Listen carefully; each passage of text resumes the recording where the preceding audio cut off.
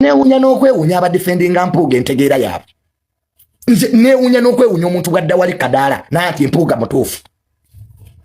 Mutuufu sente zaali za famire ye ze yatwala. Is it his money? Really? Tutandikire ku kya ssente zize. Oyinza okuwagira omuntu eyeewadde ssente n'otandika okuleeta ebiboozi. Ati muganda munnange, muganda munno. Parliament yeetaaga kuwamba amagye ne gava embuya ne tugizingako when they're in the house. Omukomu. You find a mere MP having $1 billion at home. Kati enseera gawa. What is happening in other positions? If an MP, kati mwasoma na kusoma. The biggest noise makers on streets are the ones who are legislators. You can't have the country like that.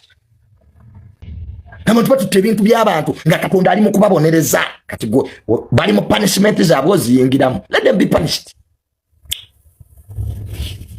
Kama tuba bamwe bibi bye bayina bya musaayi jjajjaawe yatta abantu. His late grandfather killed the people.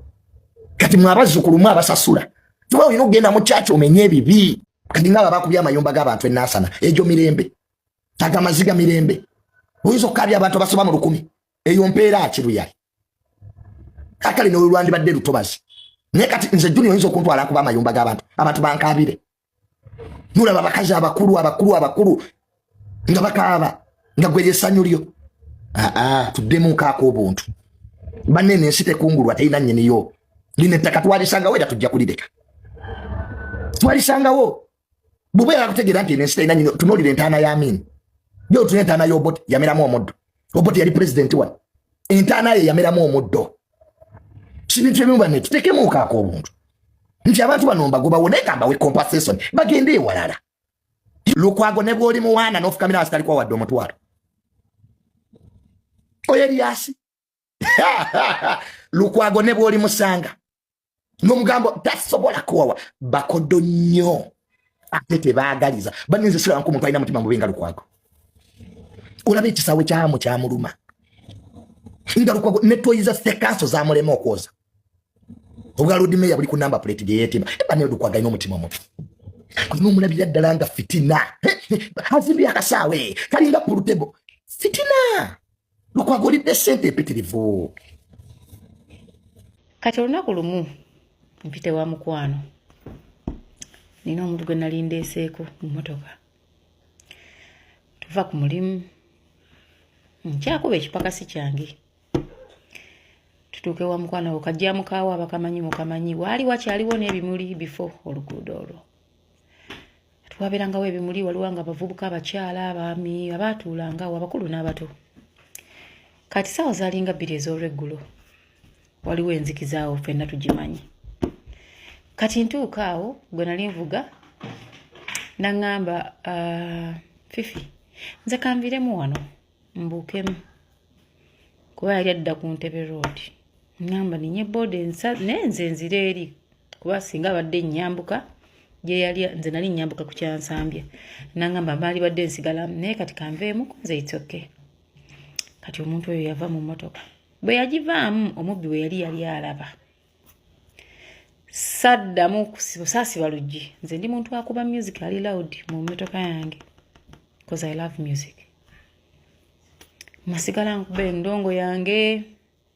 Tara when you're passing, you pass the other side. Nasigala nkube endongo yange mu mmotoka. Hey. Buyimba obwo bwabunno. Nga wonoera mmotoka onyumirwa nnyuse oddaka. Kipakasi kiwedde. Kati munnaye ngenda okuwulira nga mmotoka mutuddemu omuntu omulala side ya passenger nga ntaddeko akambe wano mu lubiriizi. Kati omuntu ono bwe bayambaza bino bibeera mmotoka n'otunulako ebbali side eri bwoti. I don't know. Ababbi bano balina ekintu kye bayita eggwiiso. Nawulira muntu munda mu mmotoka era nekira kye nayiga nti bwe mbeera mu jjaamu music mukendeeza bakutomera nga towulira. Like a lot of things can happen nga you're not paying attention. Nendo kuzza wenti nangamba buli kyoyina teekaawo oyina mu ssente mmeka. Kati nenkyuka ne mugamba bambi tosala nina ssente awo mukasawo essimu ziizino. Kati bwe nayogera nanga simanya egwe Fifi the Queen.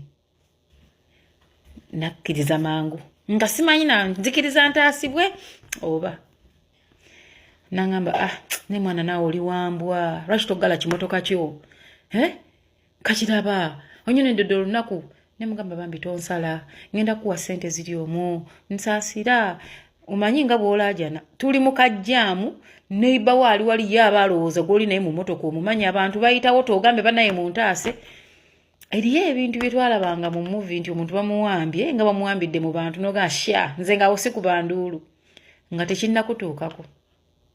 When reality faces otuuka mu mbeera n'oyimirira nobeera ku stand nga tokyamanyi kiddako ng'oli ku mase y'ono akulina ngogamba gwendeekana nanfumita kangomemu ayinza obutanfumita.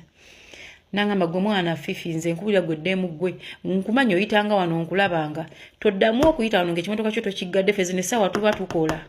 Ne mugamba nkusuubiza ssebo nsaba kunsonyiwa ne neetonda nno mukwano nendaajana. Nangamba sente z'ogambye z'olinamu ziri mmeka? Ne mugamba nawe 5,000 olwo nsala ku ssente kubanga ke nalowooza kanjogedde erinnya nkwatiddwa ekisa. Nangamba ate Fifi tonjogerako mwana nze ku mpewo. Ne mugamba siyinza kwogerako. Nangamba ntunuulira kati awe yagamba ntunuulira namanya bagenda kunsala kubanga nze nkuze mpulira omubbi bw'omumanyi bw'omulaba takuleka. Wallahi omuvubuka nga mwana muto si bana abantu nti bakulu nnyo bino. I don't know bayali mukulu nenga face ye yamunze ndaba ya mwana age bracket yaffe okubanga akutadde ku gun point. Mutunya ne mugamba munange nsaasira nentandika mugamba nina abaana munange twala byagala essimu ne bobondekedde line sifayo ne line ne bogitwala sina nentandika okweraajanira nzekka. Nagamba tetugenda yeeyo mpa sente. Gayi yatuula mu mmotoka kwa tuyagera nti nikitala nikituta. Nangamba sembera maaso ate rookinga sagala mulala yingire nendookinga nanzijako akambe. Nangamba okola ekyobusiru n'okuba endulu ngenda kufumita Fifi. Nyamugamba nedda sigenda kuleekaana ng'ebigere bintuuyanye ng'olubuto olunnuma nga nzisanga gwe bakutte mu bulago naye nga sirina nkutteko nkuwa ensonga nze lwaki ntya Kampala. Munnange ng'omusajja mubalira ssente kati bwe twasimbula mutuve mu kajjaamu nga mubalira ssente nga ngamba ngenda kutuula mu mmotoka yo mpaka mu kitaala. Bannange bajja kulowooza nkoze ssente nnyingi kumbe sirina. Nkwata 5,000 kubanga ate ekyannyamba 5 gyaliwo wano wetuteeka tusulasula ssente abakazi tusulasula nnyo ssente mu mmotoka nga mugamba ssente ziri awo ng'atunulawo ng'akijjawo 5,000 olukumi bwaliwo nga bonna buyola n'ebinusu nga ngamba kati nvuga mpaka ku kitaala ky'essaawa ya Queen nga kya Nsambya kiri wano okkirira kudda ku Ntebe Road eno dda Nsambya ne twambuka nentuuka ka police post yako akali awo. Gayi bwe yapitamu ku petrol station opposite police post eno waliyo petrol station. Gayi n'avaamu nangamba tonjogerako. Nangamba omanyi lwaki nkugambye ontunuulire kola ensobi nja kunoonya.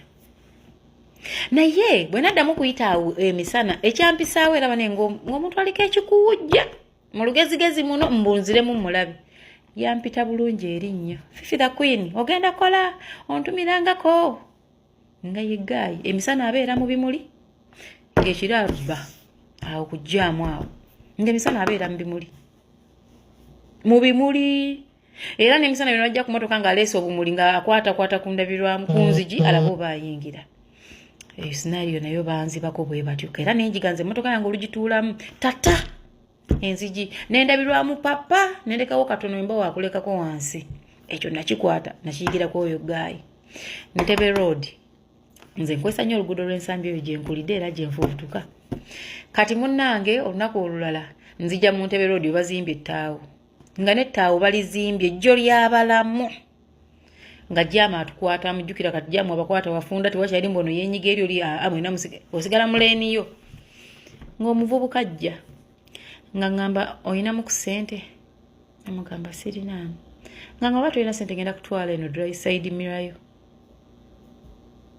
nga mugamba sirina kozi nali cash sirina mugamba oyina essimu nkuteere ssente ku simu kozi side mirror gye yali atwala nga yabbeeyi okusinzira ku mmotoka yange nga ndi munno bw'omu mukazi era kweje emirundi kwe nakoma okutambula obwo mu mmotoka nze Eva wano mbaamu n'abantu 2 mu mmotoka nga bakubi nga mugamba nesiina ssente mu kashi naye singa oyina essimu naali kutera ngamba gwe oyagala kunsibya mbunzo mpe sente mu nnondoole gompita yungwe gayi najjako side mirror yange ya driver nga ndaba emisana tuku kati ngendo tunulira mamotoka g'abantu abandi mu maaso nga bonna side mirror bazizizza nga amatumunda naye saaki wannyo attention nengamba bano oba balabye banziba ne bamala okunziba gayi n'agenda emisana tuku nga n'abantu batambula abantu balaba kyekiri ekampala bakubba teri ataasa buli muntu atya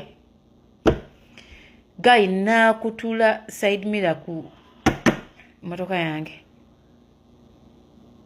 n'agikutulako agiponugwe pa nevaako n'asala n'adda side zeeri ng'adda katwe nze saafuluma kubanga oli omubbi yandabula yangamba newe bakutomereranga ku luguudo luno tofuluma newe bakukolabanga wana ababbi bangi omubbi oli yasooka okunziba kati n'ekiyiga era saafuluma nendabirwamu najambusiza ddala nengamba atwale kasata tutte emmotoka njavuga ntuke nze ndi muvuzi newe kuba tekuli side mirror navugiranga wano mu drivers wing omwana n'atwala side mirror naye amamotoka gonna kati nenziramu nempitako ku luguudo olwo era bwe natuukawo ngendo laba amamotoka gonna nga mirror bazizizza eno munda bwe bati nange nayiga nga buli wentuukawo nga nzizza munda kati mbuza brother wange lwaki abantu bawaana amamotoka bagazza munda mirror nangamba nti wano babbirawo side mirror yo siwe bagibbira nti nno ye nangamba abantu bakitegeera kati watuuka wano so that oli bwajja ku speed tagibakirawo nze ensonga ezimu ku lwaki ntya Kampala ababbi nakutunula mu maaso bulungi nnyo naga watu ina sente kino nkitwala nakitwala nga ne police eyimiridde wali nga twali asobola okuyamba nga n'abantu abalala balaba nenga buli omu ali scared for his or her life agamba we mbiyingiramu nga gaya ayina akambe